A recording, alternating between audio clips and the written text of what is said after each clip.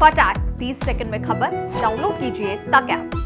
देश में एक मुद्दा आज सबसे ज्यादा उबाल पर है और वो है आरआरबी, एनटीपीसी और ग्रुप डी के छात्रों का, जिन्होंने सड़क के आंदोलन से सरकार तक को हिला दिया।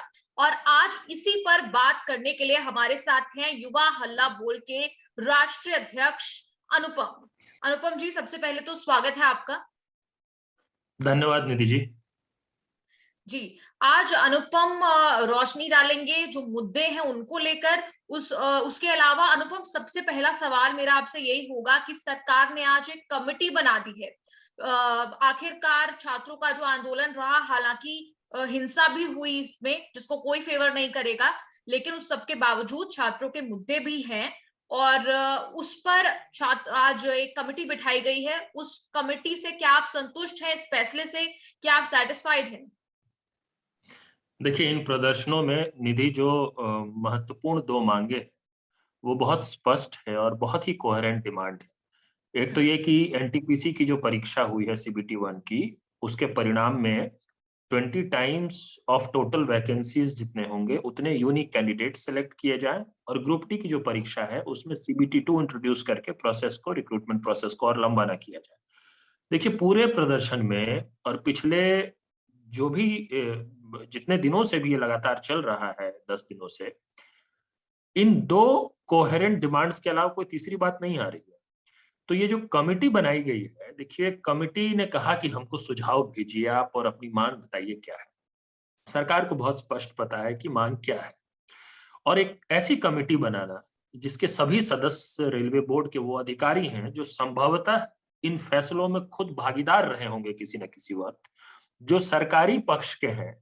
कोई भी कमिटी फॉर्मेशन में भी, खास करके जब कोई प्रदर्शन आंदोलन हो रहा हो, तो उसमें एक डेमोक्रेटिक स्पिरिट का पालन करना चाहिए।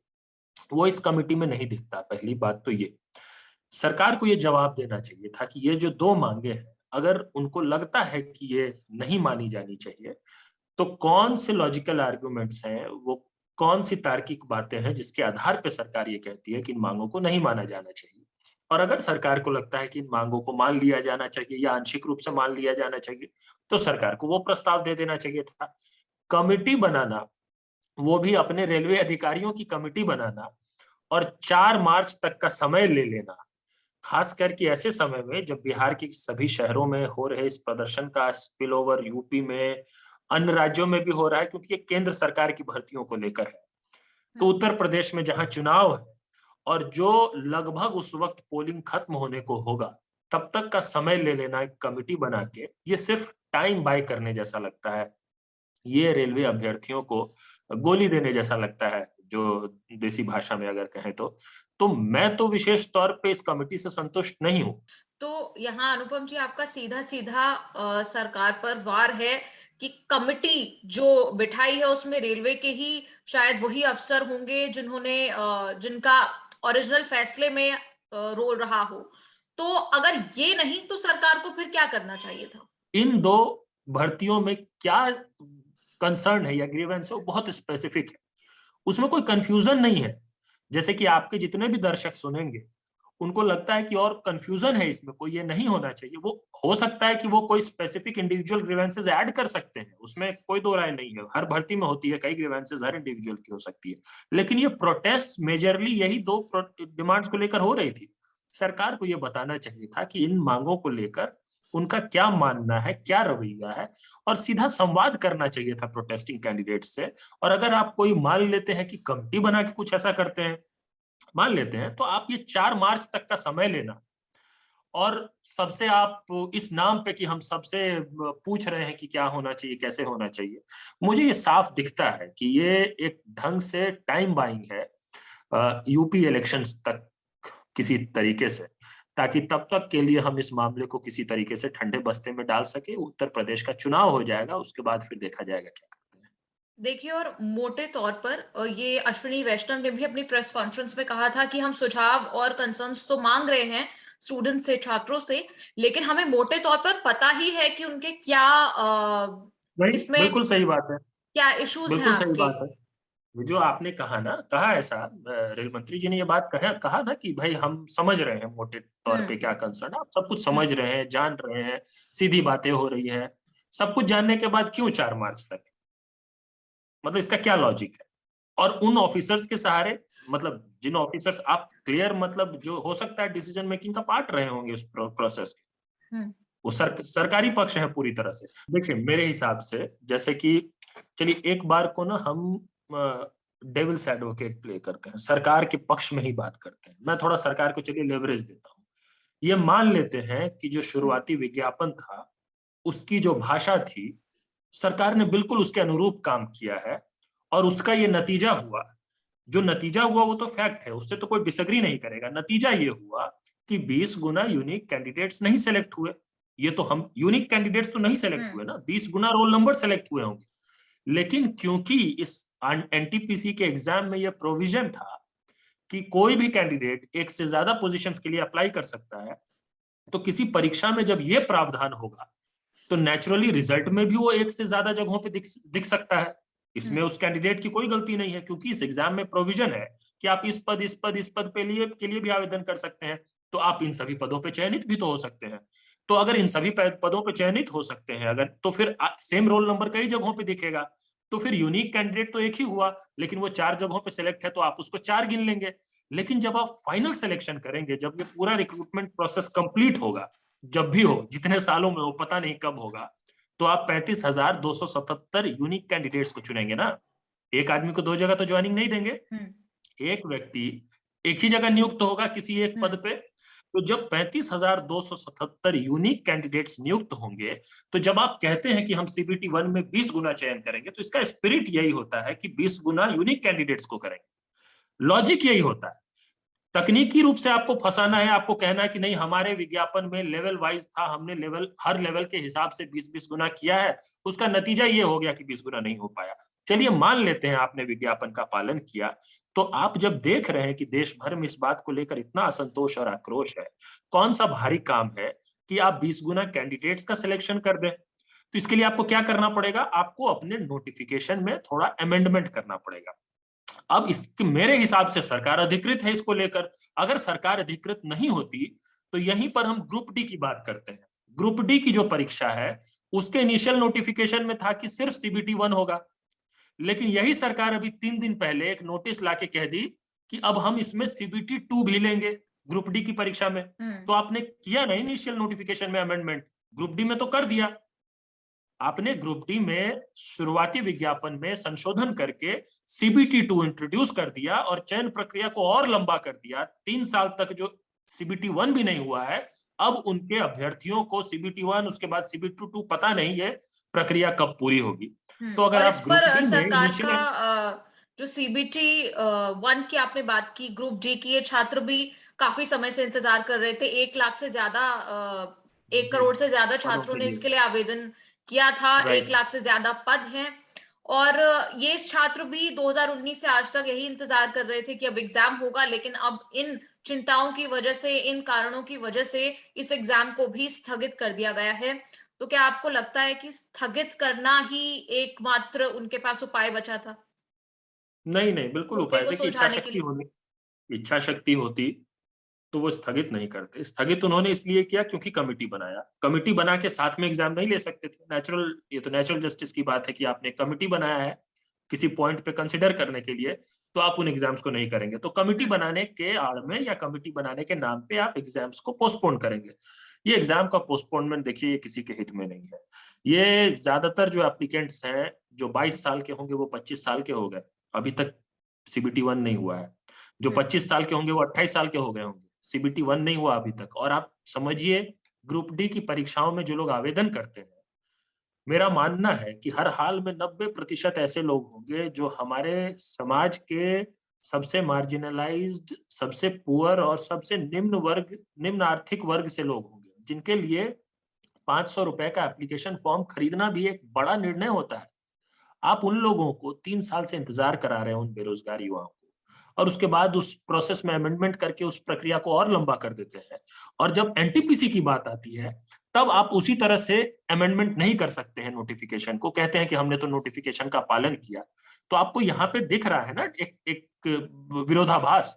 आपने जो काम ग्रुप डी में किया, प्रोसेस लंबा कर दिया ना अमेंडमेंट करके नोटिफिकेशन में, तो आप एनटीपीसी में अगर आप नोटिफिकेशन के हिसाब से ही काम किया है आपने, तो अमेंडमेंट करके कर लीजिए ना, 20 गुना को सिलेक्ट कर दीजिए, मामले को खत्म हो जाएंगे, सारे प्रोटेस्ट खत्म, लोग संतुष्ट हो जाएंगे आपसे। ये काम करना चाहिए था। ये कमेटी बना देना, कमेटी में उन अधिकारियों को सिर्फ रख देना और फिर कहना कि 4 मार्च तक हम सिफारिश लेंगे कमेटी से।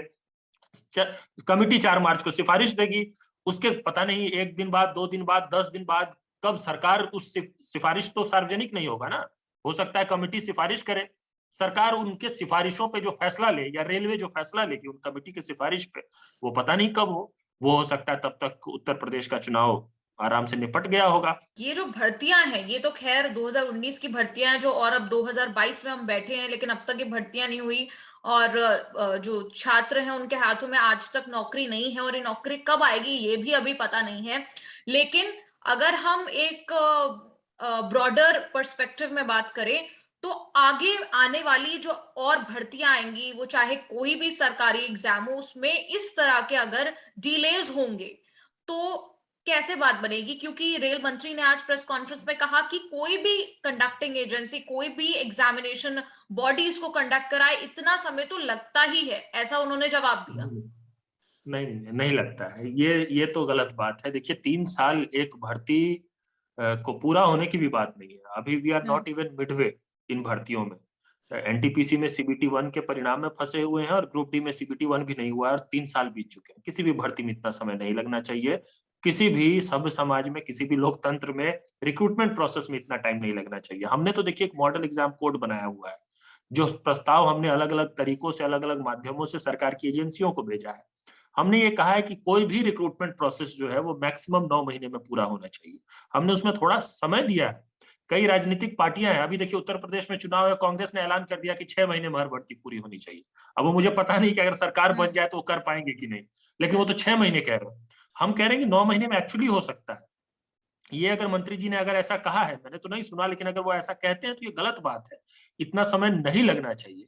और दूसरी बात है, देखिए कि अभी हम एनटीपीसी ग्रुप डी की बात कर रहे हैं, ऐसा नहीं कि सिर्फ इन 2 परीक्षाओं की बात है। हमारे देश में सरकारी नौकरियों को पाने की जो मशक्कत है और उसको लेकर जो सरकारों का रवैया है, वो इतना संवेदनहीन है। ये जो पूरी प्रक्रिया है वो खुद में सजा बन गई है कई बेरोजगार युवाओं के लिए। आप देखिए कई भर्तियां हैं अभी भी, जो आर्मी में 3 साल से भर्ती नहीं हुई, मुझे कई लोगों ने बताया।